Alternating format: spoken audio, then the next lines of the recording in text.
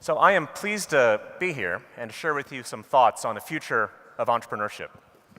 I talked about beyond Silicon Valley because entrepreneurship is definitely in a state of transition, and I wanted to address three questions with you here today.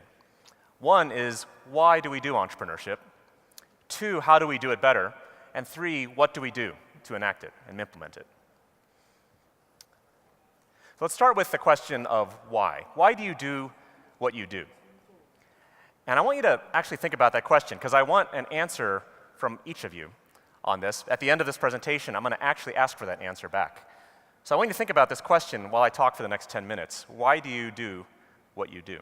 So think about that and internalize that, because I actually am serious. I'm going to get some homework from you. And this question is particularly important to me because I actually made a change in my life. Last year, I was living in Silicon Valley. I'd been there almost a decade. I was an entrepreneur and an investor. And I actually went backwards in American history. I actually went from the end of the frontier to the very beginning of the frontier. So whereas the pioneers went from Kansas City west out to California, I took the California Trail in reverse. I actually went to Kansas City. And why did I do that? Well, it was this guy. This is Mr. Kauffman. You've probably seen his name around. I now run entrepreneurship at the Kauffman Foundation. Unfortunately, Mr. Kauffman is not actually with us here anymore, but last year would have been his 100th birthday. He was a remarkable man. With just a few $1,000s, he was able to build a company that started in his basement and became a pharmaceutical company that was one of the biggest in the world, worth over $5 billion at the time when it was acquired. But more importantly, Mr. Kauffman decided that he felt it was important that every individual had two things that could empower them in life to make them reach their potential. One was education, and the other was entrepreneurship. So he took a big part of his fortune and he put it into this foundation, the Kauffman Foundation, which helped start this Global Entrepreneurship Congress. It helped start Global Entrepreneurship Week. It started many things involved in entrepreneurship that you know today. This is the Kauffman Foundation. It's where I work most days when I'm not on the road. But there's really something interesting that's happened in entrepreneurship over the last few decades as Kauffman has been involved in supporting entrepreneurial development, which is that the traditional methods of encouraging entrepreneurship are not producing the desired results. This is a fascinating problem. This is actually from a report that came out before I even took the job at Kauffman, which is the things that we think are helping entrepreneurship don't seem to be working today. And some of you might have felt that. Some of you might have thought, you know, we're trying to do all these things, but none of these things seem to work the way we think they should. So I'm going to go into why. What's going on here?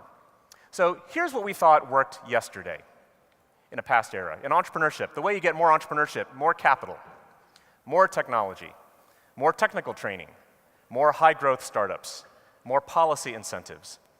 This is what we've been thinking for the last 2 decades. This is how you encourage entrepreneurship.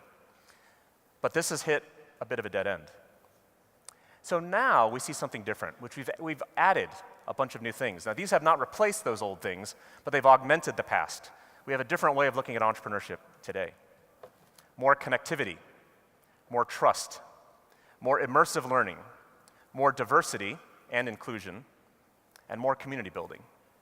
Now, this is really interesting because if you think about it, these two things, what we did yesterday and what we're trying to do now, seem so different from one another. How is it possible that we missed the mark so much? How do these things tie together? So let's ask this question, why? Why is it different today? What have we learned about entrepreneurial development today that's different from what it was in the past? And here's one way to understand it, which I think is very helpful, which is if you think of every startup company, if you go back to principles, if you go back to the very basic process by which companies are formed, in the beginning, it's just a bunch of people. It's just people trying to solve a problem together. So people find each other, they form up into teams. These teams organize themselves. They start to think, here's how we can get a bunch of people to work on a problem together. They become the startup companies. Those grow into companies that start to get growth, and faster and faster. They become mature companies, and they become the institutions of tomorrow. And so what's really interesting, if you look up this vertical stack, is at the beginning, people behave very different than companies do. When we think of companies, we think of a lot of the basic tools of economic finance. We think of business development, marketing, sales, product development. In the beginning, though, it's just people and teams and how they organize together. So you see this very big difference, because in the beginning, the interactions of people, the ways that they pool their resources together, the ways that they join up forces to solve problems, is actually what causes the process in the first place. So if you think of it like this, here's what we've been doing. We've been focusing for years on building the trees from the bottom of the tree up to the top of the tree, but we haven't focused on the root structure. And that's what's happening now, is we're realizing that you cannot get sustainable development in the startup world without focusing on the root structure. And that's those issues of trust, immersive learning, community building, diversity, inclusion. So to get the fruits of the tree, we need to build the roots of the tree. Here's a simple equation to remember it. Now, this is not going to win a Nobel Prize like an Albert Einstein equation, but it's an equation that makes it very easy to understand. P plus C equals E. People plus culture equals everything. If you can get the root structure right, everything happens after that. If you don't get the roots right, the tree will die. And we've seen that a lot in entrepreneurship. There's been a lot of money wasted in trying to build trees before we've got the root structure right. So what is Kauffman Strategy? How are we dealing with this realization, this awareness, this new insight into entrepreneurial development? So we got 3 strategies, and I'll share them with you here today. One is around entrepreneurial learning. How do entrepreneurs learn? And it is different than we think of it traditionally. It's different than traditional learning. This is a classroom that's at Stanford now. They figured this out for over 3 decades, but this model of learning now is spreading across the US and now the world, which is learning that's peer-based, it's project-based, it's design thinking, it's applied learning, it's hands-on making of things, with diverse teams among peers, with mentors, active work and development. This process of learning now is being modeled at Kauffman as we're taking some of the different tools we've done on entrepreneurial education and we're fusing them into a digital platform. So we run programs where entrepreneurs can get together, where they can learn how to be entrepreneurs better. We're going to start making these available and free. So the Fast Track program, for instance, that we've run for many years, 23 years ago, in fact, Mr. Kauffman helped invent that program, is now going to be free. And we're going to, over the course of the year, we're going to start rolling this out, breaking down the barriers so people can interact with peers, so we can start to build communities around this model of learning. 2, we build ecosystems. And this is different than building lots of entrepreneurs or building clusters. This is around the community. This is around interactions of the people in a community. And this is very different than we thought of entrepreneurship before in traditional sense, because it's the realization that entrepreneurs don't succeed on their own. They succeed as a result of all the relationships they form and the mindsets and the culture that go with the entrepreneurial process. And so to do this work at Kauffman, we're going to be doing a number of things this year. One, in June, we're going to put together a conference on ecosystem building, specifically the profession, the discipline of ecosystem building, how you measure it, what are the tactics you use, and what are the best practices you can use. We're going to take those learnings and we're going to publish them in a playbook. And this will be a playbook that will be a synthesis of the best practices we're finding around the country on ecosystem building. And that will be available for free as well. So look for that in the coming half year or so. The third thing we're going to do is focus on leveling the playing field. And this is what we're finding to be true, which is the way the economy has turned out, big companies, incumbents, have an advantage over little guys. And so to give little guys a fair chance, we have to think about the gaps that they face in the marketplace. So some of those are socioeconomic.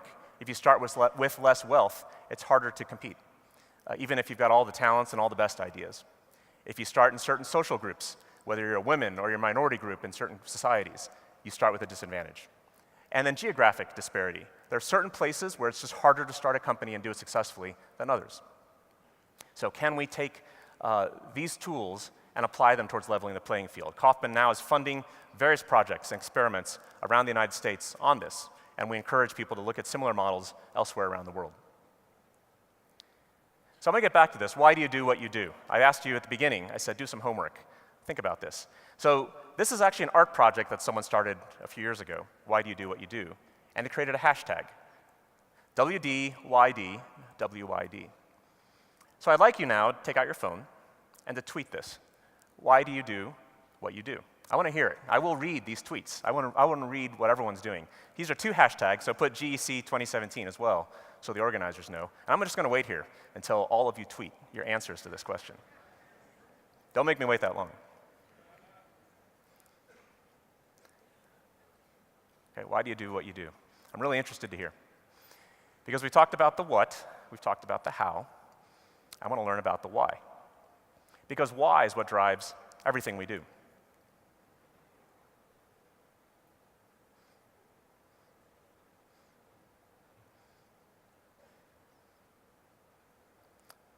Okay, I see heads coming up now. Keep on finishing your answer. But I want to share with you why the team at Kauffman does what we do. This is a little statement we came up with recently for our team. And we're starting to put this throughout our physical space, and we're going to start to live this every day, which is this is why we do what we do. We fight to empower the makers, the doers, the dreamers to create their own destinies and achieve uncommon things. This is actually coming out of something Mr. Kauffman said, which is everyone has the right to do uncommon things, to achieve the uncommon. And I'll personalize this more. So it's not just about our team doing what we do. It's also about me. So I'll share with you why I do what I do. Deep in my heart, I believe that somewhere today there's a kid who has all the potential to create a cure for cancer, to make safe drinking water available for everyone, to create limitless energy, or to create the tools that make our lives better and more convenient. So really, it's about empowering that kid. We owe it to that kid. And that kid could be in Silicon Valley, but it's more likely they're in a place like Kansas City or a place like Soweto. The playing field is not level. They don't get the tools to learn. They don't get the communities to support them. But our obligation is that kid. So I already tweeted this. So why do I do what I do? This was last night. For the children, especially mine. So mine are the two on the right. The one in the upper right's the guy that's trying to do a bad imitation of Harry Potter. And the one on the bottom right's Anders. He's carrying our new puppy. So that's why I do what I do. I'm looking forward to reading yours as well. Thank you very much for the time. Thank you for being here at the GEC. I look forward to sharing more with you.